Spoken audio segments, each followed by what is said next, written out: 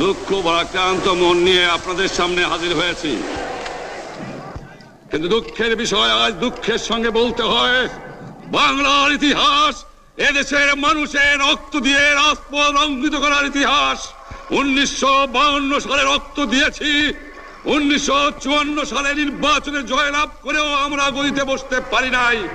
1958 সালে আইয়ুব খান মার্শাল ল জারি করে 10 বছর পর্যন্ত আমাদের গোলাম করে রেখেছে।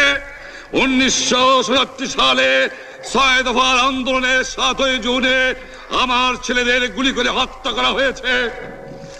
জনাব ইয়াহিয়া খান সাহেব, আপনি পাকিস্তানের প্রেসিডেন্ট, কি করে আমার মায়ের কোল খালি করা হয়েছে, কি করে মানুষকে হত্যা করা হয়েছে, আপনি আসুন, দেখুন, বিচার করুন।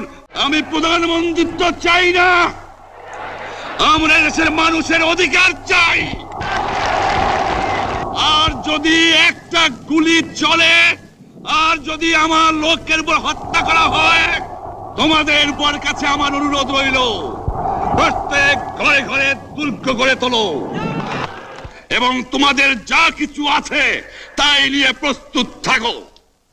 মনে রাখবা, রক্ত যখন দিয়েছি, রক্ত আরো দেব, এদেশের মানুষকে মুক্ত করে ছাড়বো ইনশাআল্লাহ। এবারে সংগ্রাম আমাদের মুক্তির সংগ্রাম, এবারে সংগ্রাম স্বাধীনতার সংগ্রাম।